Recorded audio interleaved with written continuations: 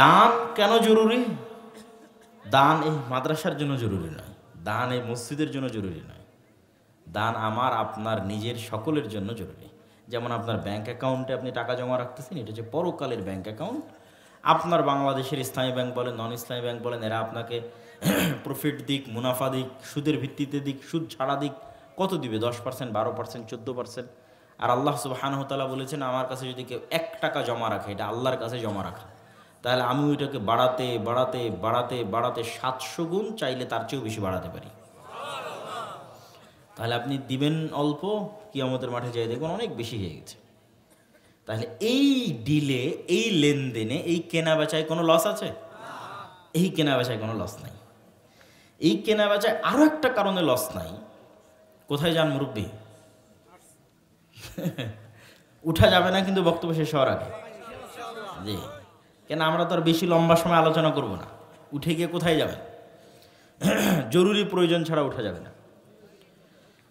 তো আমরা যেটা আলোচনা করছি যে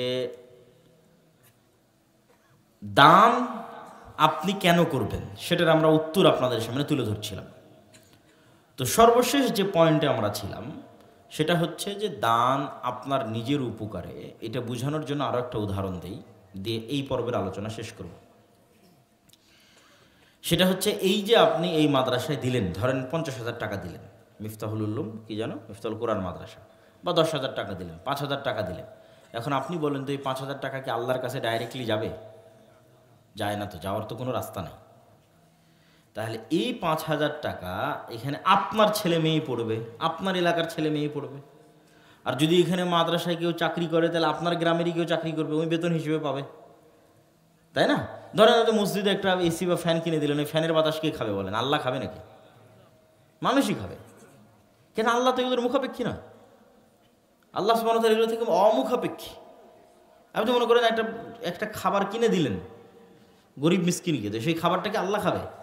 আল্লাহ বলেছে আমি খাই না, আমি খাবার খাওয়াই। তাহলে দেখেন যে এইটা কত বড় মহানুভবতা আল্লাহর, আল্লাহ করিম কত বড় মহানুভবতা, যে আপনি যেই দানটা করছেন, এই দানটা আপনি উপকার গ্রহণ করছেন, কোনো না কোনোভাবে তো আপনি উপকার নিচ্ছেন। ভাই মসজিদে গেলে ফ্যানের বাতাস তো আপনিই নিচ্ছেন, এসির হাওয়া তো আপনিই খাচ্ছেন, মাদ্রাসায় তো আপনারই ছেলে মেয়ে পড়তেছে, আপনারই কোনো আত্মীয় স্বজন পাড়া প্রতিবেশী সেখানে কাজ করতেছে, কুরবানি করে গোস্ত যখন বন্টন করেছেন আপনার আত্মীয় স্বজনই তো গোস্ত নিচ্ছে, আপনিই তো গোস্ত খাচ্ছেন। তাহলে যত বেশি দান করেন না কেন, দানের ফল আপনি ভোগ করতেছেন, মধ্যেখান থেকে আল্লাহ বলতেছে যাও, এর বিনিময়ে তোমাকে আমি জান্নাত দিয়ে দিলাম। এটা হলো আল্লাহর মহানুভবতা। অথচ আর একটা কিছু আপনি আল্লাহ সুবহানাহু ওয়া তাআলার কাছে পৌঁছাতেও পারবেন না, দিতেও পারবেন না, আর আল্লাহ এগুলোর মুখাপেক্ষীও নয়। তো এই জন্য বক্তব্যের শুরুতেই, যদি প্রতিষ্ঠান কর্তৃপক্ষ চায় আপনাদের কাছে কোনো দান সংগ্রহের জন্য কাউকে পাঠাবে, এরকম পাঠানোর যদি ইচ্ছা থাকে, তাহলে আমি তাদেরকে উদাত্ত আহ্বান জানাবো যে আপনারা দান সংগ্রহ করতে চাইলে এই সময় সংগ্রহ করতে পারেন। আমরা আমাদের মূল বক্তব্যে প্রবেশ করি এবং আপনাদেরকে উক্ত প্রতিষ্ঠানে দান করার জন্য উদাত্ত আহ্বান জানাচ্ছি। আমাদের মূল বক্তব্যের বিষয়বস্তু হচ্ছে শিক্ষা জ্ঞান। শিক্ষা জ্ঞানে 2-3টা পয়েন্ট।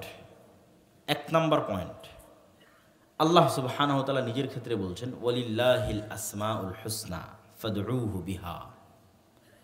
আল্লাহ সুবহানাহু ওয়া তাআলার সর্বোত্তম নাম আছে, এই সর্বোত্তম নাম দিয়ে তোমরা আল্লাহকে ডাকো।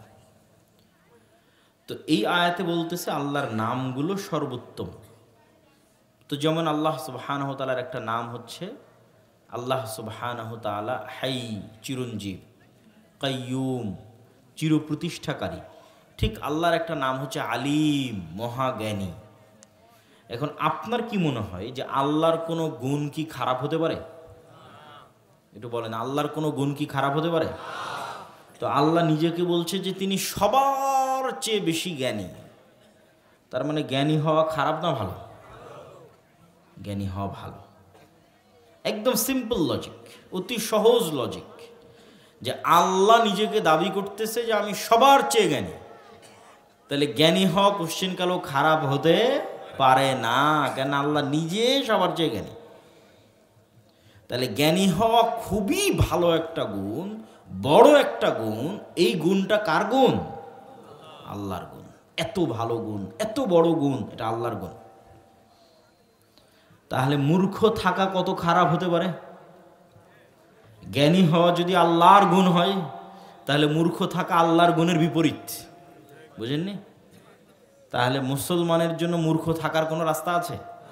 কোনো রাস্তা নেই। মুসলমানকে সিবগাত আল্লাহ, আল্লাহর গুণে গুণান্বিত হতে হবে। আল্লাহর গুণে গুণান্বিত হওয়া মানে কি? আল্লাহ সুবহানাহু ওয়া তাআলা বলছেন আমি ক্ষমাশীল। এখন আপনি আল্লাহর কাছে রাতের আধারে উঠে হাত তুলে বলছেন আল্লাহ অনেক ভুল করেছি, তুমি আমাকে ক্ষমা করে দাও। আর আল্লাহ দেখবে যে আপনি তো কোনোদিন কাউকে ক্ষমা করেননি।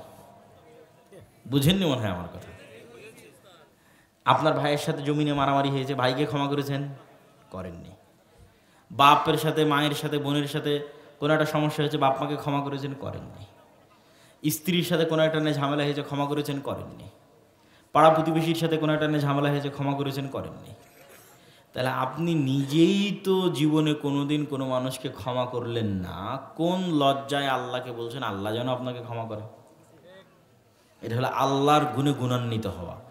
আপনি যদি মানুষকে ক্ষমা করতে থাকেন, আল্লাহর কাছে ক্ষমা চাওয়া লাগবে না, আল্লাহ এমনি আপনাকে ক্ষমা করে দেবে। এটা হলো আল্লাহর গুণে গুণান্বিত হওয়ার ফল। এগুলো বাই ডিফল্ট পাবেন। যেমন আল্লাহ সুবহানাহু ওয়া তাআলা কি বলছে? ইরহামু, রাসূল সাল্লাল্লাহু আলাইহি ওয়াসাল্লাম বলছে ইরহামু মান ফিল আরদি ইরহামুকুম মান ফিস সামা। আপনি বিপদে পড়ে আল্লাহকে বলছেন আল্লাহ আমার উপর দয়া করো। তো আপনি জীবনে কোনোদিন কোনো মানুষের উপর দয়া করলেন না, আল্লাহর কোনো পশু প্রাণীর উপর দয়া করলেন না, কেমনে আল্লাহকে বলছেন আল্লাহ আপনার উপর দয়া করুক? এই জন্য আল্লাহ বলছে শোনো, আমার দয়া চাওয়ার পাওয়ার সিস্টেমটা বুঝো, গায়েবের লজিক বুঝো, যে গায়েবে কিভাবে কাজ হয়। এই যে যেমন এইটা আমি সুইচ অন করলাম, মেশিন অন হয়ে গেল, ওরা ওইটা অন করলো, ফাংশনে চাপ দিল, ক্যামেরা অন হয়ে গেল।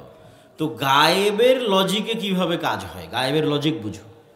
গায়েবের লজিক হচ্ছে তুমি নিজে যদি ইরহামু মান ফিল আরজ, দুনিয়াতে যারা আছে পশু প্রাণী জীব জন্তু জানোয়ার মানুষজন, এদের উপর তুমি যদি দয়া করো, আলাদা করে দয়া চাওয়া লাগবে না, অটোমেটিক আল্লাহ তোমার উপর দয়া করবে। লজিক। গায়েব কিভাবে কাজ করে, গায়েবে কিভাবে কাজ হয়।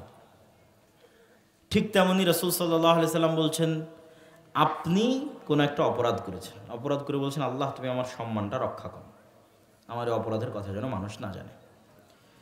তো আপনি যখন আর কোনো মানুষের কোনোদিন অপরাধ দেখেছেন, তখন আপনি কি কোনোদিন চেষ্টা করেছেন যে না এই মানুষের অপরাধটা ঢাকা থাক? না আপনি জানা মাত্রই গীবত আর অপবাদ, মোবাইল, ফেসবুক, ইউটিউব, গল্প গুজব, আড্ডায় কিভাবে ওকে অপমান করা যায়, পেয়ে গেছি একটা তথ্য, বাস এখন গল্প জমবে এই তথ্যের উপর। তাহলে মানুষের ভুল ত্রুটির উপর, মানুষের গোপন গুনাহ যখন আপনি জেনে গেছেন, সেটার উপর গীবত এবং অপবাদের চর্চা করে ভরিয়ে ফেলেছেন। এখন আজ যখন আপনি বিপদে, আল্লাহ আপনার গুনাহ গোপন রাখবে না উন্মুক্ত করে দিবে? উন্মুক্ত করে দিবে। আর আপনি যদি নিজে মানুষেরটা গোপন রাখতেন, আল্লাহর কাছে চাওয়া লাগতো না, এমনি আল্লাহ আপনারটা গোপন রাখতো? এমনি গোপন রাখতো। দুনিয়াতেও গোপন রাখতো, কিয়ামতের মাঠেও গোপন রাখবে। তাহলে আমরা এই পর্বে বলছিলাম আল্লাহর রঙে রঙিন হওয়া মানে আল্লাহর যে গুণগুলো মানুষের পক্ষে অর্জন করা সম্ভব, সে গুণগুলো অর্জন করা উচিত। তাহলে আল্লাহ তার ওই গুণের বহিঃপ্রকাশ অটোমেটিক ঘটাবে। আরো পরিষ্কার হন, আল্লাহর একটা গুণ হচ্ছে রাজ্জাক, রিজিক দাতা। এখন আপনি বলছেন আল্লাহ আমার অনেক টাকার দরকার, কিন্তু আপনার পকেট থেকে 1 টাকাও বের হয় না। আপনার পকেট থেকে যখন গরিব মিসকিন অসহায় মানুষের জন্য টাকা বের হবে, তখন আপনি দিবেন বেহিসাব, আল্লাহ আপনাকেও দিবে বেহিসাব। আপনার দেওয়া আর আল্লাহর দেওয়া তো একই সমান হবে না। আপনি যখন বেহিসাব দিবেন, আপনার বেহিসাব মানে 500, আর আল্লাহর বেহিসাব মানে 500 কোটির বেশিও হতে পারে।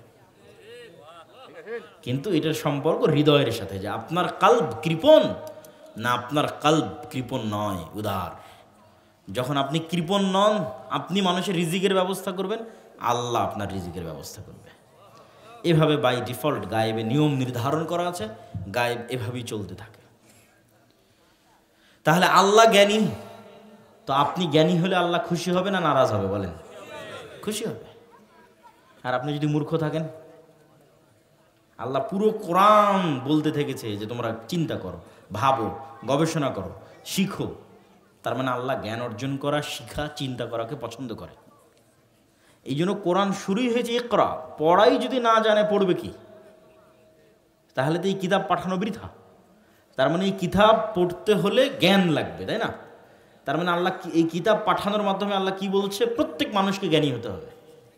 যেহেতু এই কিতাব হুদাল্লিন নাস, সারা পৃথিবীর সব মানুষের জন্য, তাহলে সারা পৃথিবীর সব মানুষকে কি হতে হবে? জ্ঞানী হতে হবে। জ্ঞানী হওয়া ছাড়া হেদায়েতের নূর পাওয়ার কোনো রাস্তা নেই, হেদায়েতের আলো পাওয়ার কোনো রাস্তা নেই। চলেন পয়েন্ট নাম্বার 2, জ্ঞান এবং শিক্ষার গুরুত্ব বলতে গিয়ে পয়েন্ট নাম্বার 2, আল্লাহ সুবহানাহু ওয়া তাআলা যখন আদমকে সৃষ্টি করতে চাইলেন, ওয়াইদ ক্বালা রাব্বুকা লিল মালাইকাতি ইন্নী জাইলুন ফিল আরদ ক্বালু আতাজআলু ফিহা মান ইউফসিদু ফিহা ওয়া ইয়াসফিকু দিমা, আল্লাহ ফেরেশতাদের ডাক দিয়ে বললেন, আমি পৃথিবীতে আমার প্রতিনিধি তৈরি করতে চাই। ফেরেশতারা বললেন, আল্লাহ আপনি এমন কাউকে সৃষ্টি করবেন যে দুনিয়াতে ফিতনা ফাসাদ করবে জিনদের মতো? এই পৃথিবী কিন্তু আদম আলাইহিস সালাম থেকে শুরু নয়। আদম আলাইহিস সালামেরও কত লক্ষ কোটি বছর আগে পর্যন্ত এই পৃথিবী জিনের আবাদ করেছে। কত লক্ষ কোটি বছর আল্লাহ সুবহানাহু ওয়া তাআলা ভালো জানে। এমনিতে জিনদের বয়স অনেক, তাহলে জিনদের উপর একটা লম্বা সময় পার হওয়ার পর আল্লাহ মানুষ সৃষ্টি করেছে। তাহলে পৃথিবীতে মানুষ আল্লাহর দ্বিতীয় সৃষ্টিজীব, প্রথম নয়। তো আগের জিনদের সাথে ফেরেশতাদের খুব কটু মানে তিক্ত অভিজ্ঞতা আছে। জিনদের এই গণ্ডগোল মারামারি থামাতে, ওদের পিটতে, মারতে, তাড়াতে, বিচার সালিশ ঝামেলা, এই জন্য জিন ফেরেশতারা বলছে আল্লাহ একই অবস্থা হবে। তখন আল্লাহ সুবহানাহু ওয়া তাআলা কি বলছে দেখেন, আল্লাহ সুবহানাহু ওয়া তাআলা বলছে, ইন্নী আ'লামু মা লা তা'লামুন, আমি যা জানি তোমরা তা জানো না। তাহলে বোঝা গেল আল্লাহর কাছে যে অসীম জ্ঞান আছে, সেই জ্ঞান ফেরেশতাদের কাছে আছে নাই। তো আল্লাহ দাবি করতেছে আমার সিদ্ধান্ত ঠিক কেন? আমার কাছে জ্ঞান বেশি, আমার সিদ্ধান্ত ঠিক। তোমাদের কাছে জ্ঞান নাই, তোমরা বুঝতে পারবে না কেন আমি মানুষ সৃষ্টি করতে, তোমরা জানবে না। ঠিক আছে, গেল একটা পর্ব, গেল জ্ঞানের একটা পর্ব শেষ। জ্ঞানের 2 নম্বর পর্ব দেখেন, ওয়াল্লামা আদামাল আসমাআ কুল্লাহা সুম্মা আরাদাহুম আলাল মালাইকা।